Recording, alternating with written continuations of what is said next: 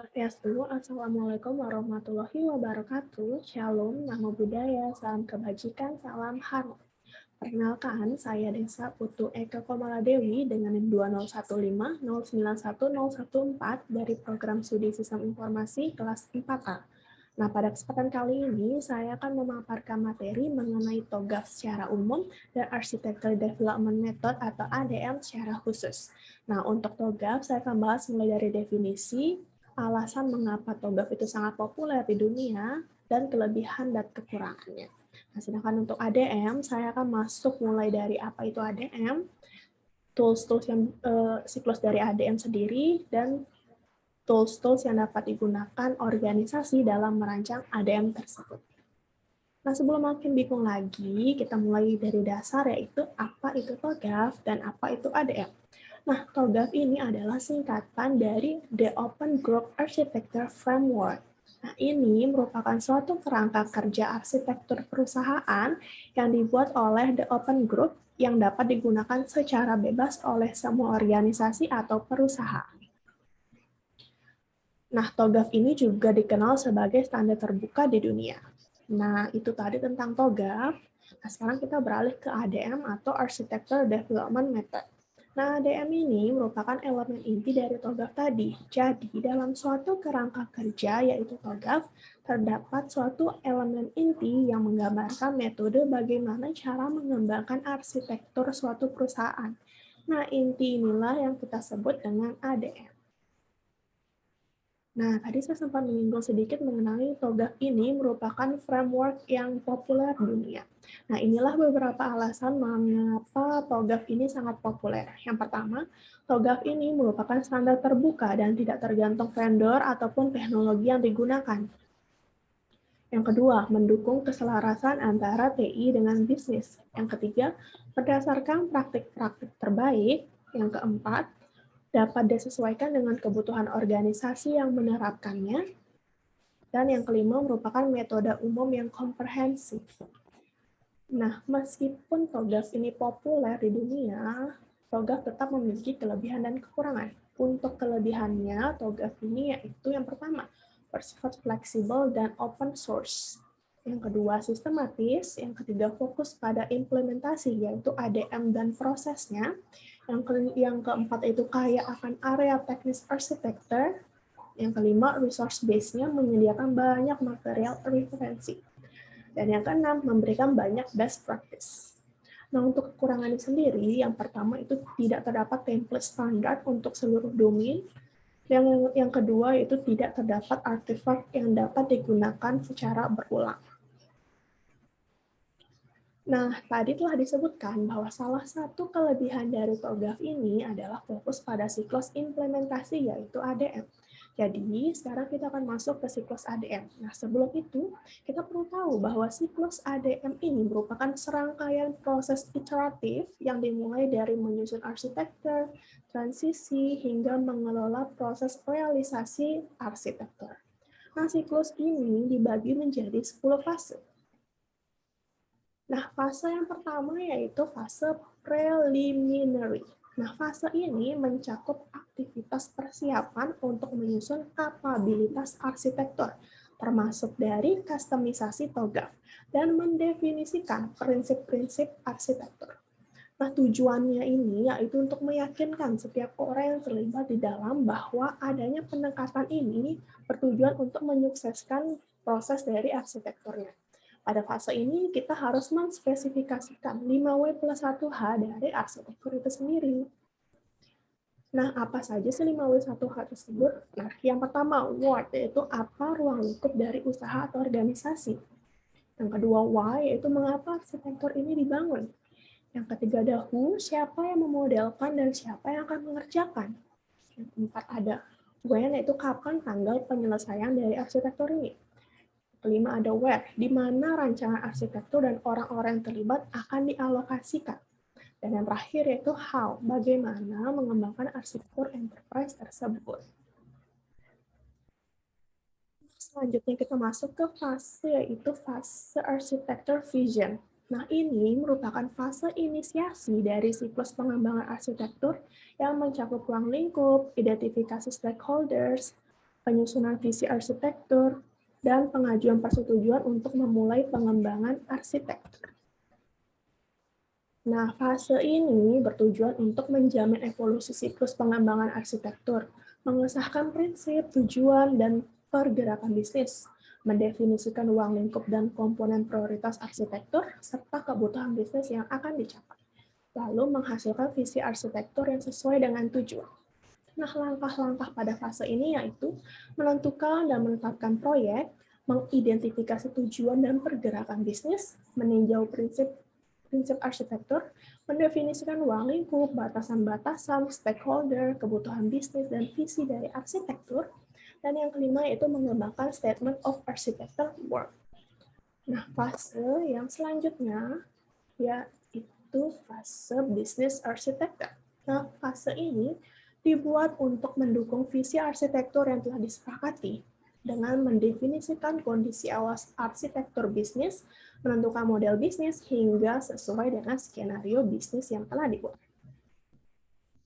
Nah, tujuan dari fase ini yaitu menguraikan deskripsi arsitektur bisnis dasar, mengembangkan arsitektur bisnis target, menganalisis gap antara arsitektur saat ini dengan arsitektur tujuan atau target, dan yang keempat yaitu memilih tools, teknik, dan sudut pandang yang relevan dengan stakeholders.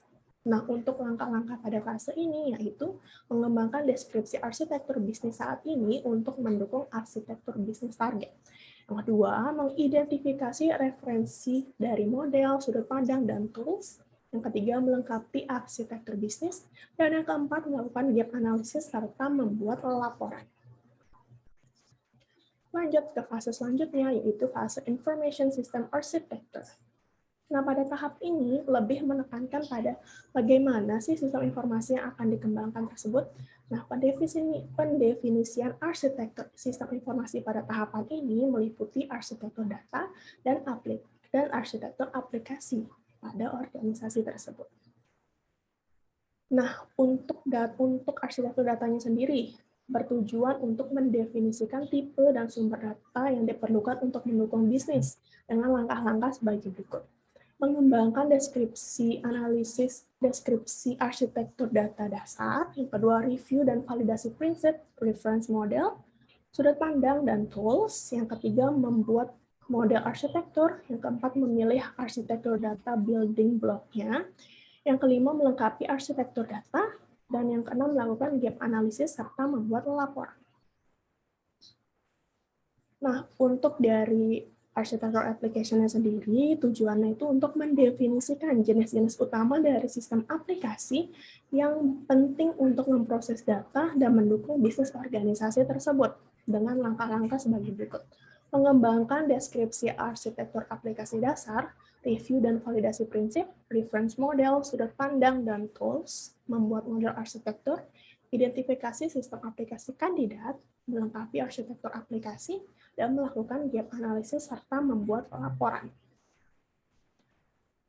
Nah, selanjutnya kita masuk ke fase teknologi arsitektur. Nah, fase ini merupakan fase untuk membangun arsitektur teknologi yang diinginkan. Dimulai dari penentuan jenis kandidat teknologi dengan teknologi portfolio catalog yang meliputi software dan juga hardware. Nah, ada pun langkah-langkah yang diperlukan pada fase ini, yaitu membuat deskripsi dasar dalam format TOGAF, mempertimbangkan reference model arsitektur yang berbeda, sudut pandang serta tools-nya, membuat arsitektur dari building block, yang ketiga, memilih service portfolio yang diperlukan, yang kelima, mengkonfirmasi bahwa tujuan bisnis telah tercapai, yang kelima, melengkapi definisi arsitektur, dan yang selanjutnya yaitu melakukan gap analysis. Selanjutnya kita masuk ke fase opportunities and solutions. Nah, pada tahap ini akan dievaluasi model yang telah dibangun antara arsitektur saat ini dengan arsitektur tujuan atau target, dimulai dari arsitektur bisnis, arsitektur data, dan arsitektur aplikasi, serta arsitektur teknologi. Nah, tujuan dari fase opportunities and solution ini yaitu mengevaluasi dan memilih plan implementasi yang tepat, Yang kedua itu mengidentifikasi parameter strategik untuk perubahan dari lingkungan saat ini ke lingkungan tujuan atau target. Yang ketiga itu menafsirkan ketergantungan, biaya, dan manfaat dari proyek yang bervariasi. Yang keempat, menghasilkan sebuah implementasi keseluruhan. Nah, kita masuk ke siklus selanjutnya, yaitu migration and planning. Nah, pada tahap ini akan dilakukan analisis risiko dan biaya. Tujuan dari fase ini adalah untuk memilih proyek implementasi yang bervariasi menjadi urutan prioritas. Aktivitasnya mencakup penafsiran ketergantungan, biaya, dan manfaat dari proyek yang bervariasi. Selanjutnya yaitu masuk ke fase implementation governance. Nah, pada fase ini mencakup pengawasan terhadap implementasi dari arsitektur. Pada fase ini pula dilakukan penyusunan tata kelola organisasi, tata kelola teknologi informasi, dan tata kelola arsitektur. Nah, tujuan dari fase implementation governance ini yaitu untuk merumuskan rekomendasi dari tiap proyek implementasi, membangun kontrak arsitektur dalam proses pembangunan dan implementasi, melaksanakan fungsi pengawasan secara tepat, dan menjamin kecocokan dengan arsitektur yang didefinisikan. Nah, selanjutnya kita masuk ke fase arsitektur change management. Nah, fase ini mencakup penyusunan prosedur-prosedur untuk mengelola perubahan ke arsitektur yang baru. Tujuannya dari fase ini yaitu untuk menentukan atau menetapkan proses manajemen perubahan arsitektur untuk arsitektur enterprise yang baru tadi. Nah, proses ini secara khusus menyediakan monitoring berkelanjutan dari hal-hal pengembangan teknologi baru dan perubahan dalam lingkungan bisnisnya. Nah, selanjutnya kita masuk ke fase requirement management. Nah, fase ini ditunjukkan untuk menguji proses pengelolaan arsitektur requirement sepanjang siklus ADM berlangsung. Nah, untuk membantu seseorang dalam merancang arsitektur enterprise dengan TOGAF ADM tadi, berikut merupakan tools rekomendasi pada tiap-tiap siklus dari ADM. Nah, kita mulai dari fase yang pertama, itu fase preliminary. Nah, artefaknya yaitu Principles Catalog. Kemudian pada arsitektur vision terdapat stakeholders map matrix, value change diagram, solution concept diagram. Pada business architecture terdapat organization or actor catalog, role catalog, business service or functions catalog, business interaction matrix, actor or role matrix, business footprint diagram, business service or information diagram, functional decomposition diagram, and product lifecycle diagram. Nah, untuk fase sistem arsitektur, yaitu pada data arsitektur, terdapat data entity or data component catalog, data entity or business function matrix, application or data matrix, conceptual data diagram, logical data diagram, data dissemination diagram, dan sedangkan pada application arsitektur terdapat application portfolio catalog, interface catalog, application or organization matrix, role application matrix, application or function matrix, application communication diagram, application and user location diagram, and application use case diagram. Untuk fase teknologi arsitektur, terdapat teknologi standar catalog, teknologi portfolio catalog, application or technology matrix, environment and location diagram, and platform decomposition diagram. Pada fase opportunities and solution, terdapat project context diagram and benefit diagram. Dan pada fase requirement management, terdapat requirements catalog. Oke, sekian yang dapat saya sampaikan terkait dengan framework TOGAF ADM. Mohon maaf apabila ada salah kata dan salah pengucapan. Akhir kata saya ucapkan terima kasih. Om Santi Santi Santi Om. Wassalamualaikum warahmatullahi wabarakatuh. Shalom, namo buddhaya, salam kebajikan, salam harmoni.